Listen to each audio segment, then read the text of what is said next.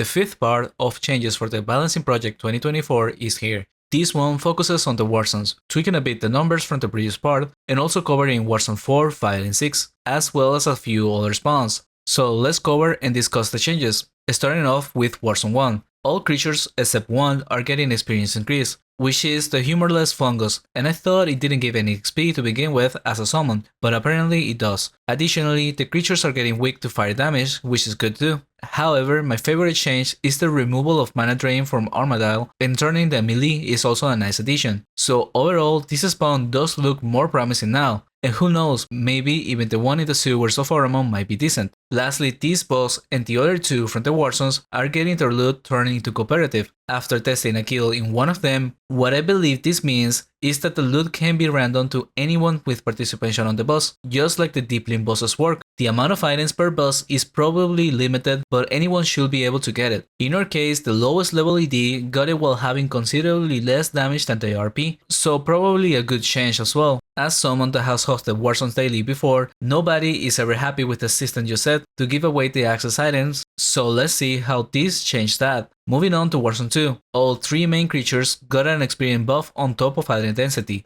It's hard to notice how much they added, as it kinda looks the same to me in some runes, but counting the amount of creatures I ran through on my first recording for the last patch, and for this one the difference is of 60 versus 80, which I can be off in some numbers, but for now it looks like about a 30% increased density for this. And also lava golems getting mana drain removed is great news, but regardless it needs actual hunting testing to see if it is a good spawn now. For Warzone 3, they also added more density, and using the same comparison I did with Warzone 2, for this one the difference in creatures I counted was of 67 before this to 85 now, so again somewhere around 30% added creatures, and about 10% experience increase for Orc Walkers and Lost Berserkers, while also getting the mana drain removed. Overall, making all three Warzones at least worth testing, so consider subscribing for a video on those soon. Now let's cover the Warzones 4 through 6, starting with all three bosses getting their experience increase from 50k to 300k, which has been a common theme for the Balancing Project. Unfortunately, just like with the Warzones 1 through 3 bosses, these are also done often in big groups, so that little experience won't be noticeable at all, with the exception of perhaps the boss of Warzone 5. Which can be done with groups of 2 to 5, so even though I don't think the change does much, at least I'm happy with the idea of having bosses give higher experience. Now, speaking of experience, all main creatures of the Warzones 4, 5 and 6 are getting increased XP.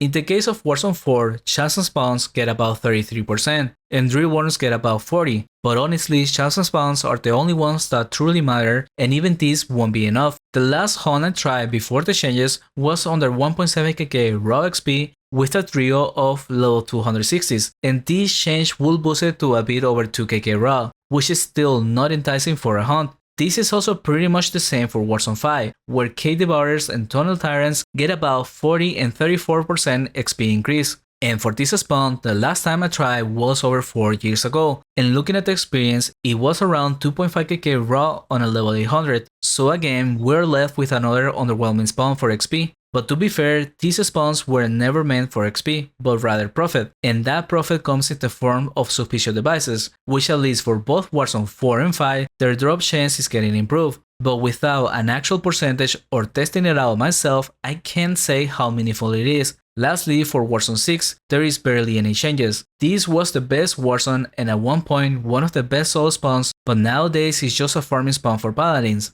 Moving on from the Warzones into the Secret Grounds, I did say I like the previous changes they made to this spawn, and now they are adding more density, which I am unable to tell how much it changed, since during my previous run the Renegade Quarters were active, and this time it had the secrets active, but it does look pretty dense in creatures. On almost every cave you can get close to an 8 box of secrets and sea serpents, so I do see the potential of being a good spawn for solo EKs and perhaps paladins. And they also got about 11% increased XP, so eventually I will test it out and see if it is worth doing the access. And for another spawn behind a quest access, we had the Orc Mountaineer, once again adding density. Last time it was barely noticeable, and now it seems to be a lot more obvious. The main floor did get quite a few new furies, looking a lot more promising. The upper floor with the high class minotaurs looks just as empty as before, so I think that one was barely touched. But the underground cave also got improved. I counted 30 creatures the last time I ran through for the previous video, and this time 42, which represents roughly a 30% increase, and on -2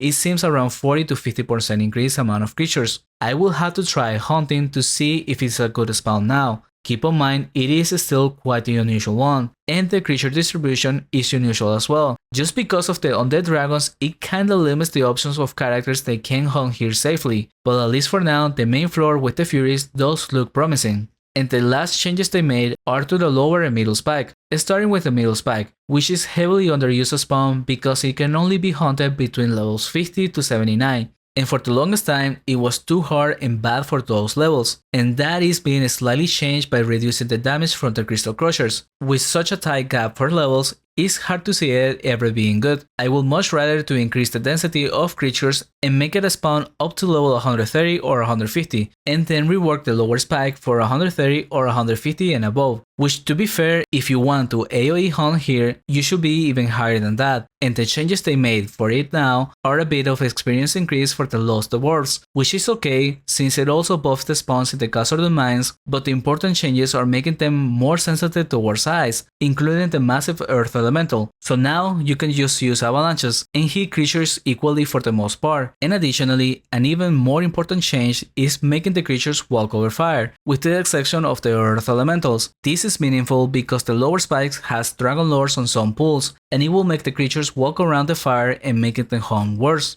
Now this won't be an issue, and the spawn is a tiny bit more promising, but I don't think it's near enough. I tried this spawn a few times with my new server MS project, and back then it wasn't easy even for level 200, and the best experience I got up to was of 1.1kk raw when I came back at 260. That's pretty bad for the level range, and the little buffs they did won't change that much. I personally would rather either a rework on the creatures or add even more density, so that perhaps it incentivizes teams to try connecting lures similar to how actual high levels hunt. The problem right now is that the rooms are kinda far away from each other, and at this level neither the creatures or the players have the movement speed to connect the pools, especially with the type of terrain of the spawn. But anyhow, that's all I got for this video. Overall, I think all of the changes are good. I just find them lacking in terms of experience for the lower range needed to hunt all of these spawns, with the exception of perhaps the Warzones 1 through 3, which are starting to look good, and I plan on trying them out and making a video soon,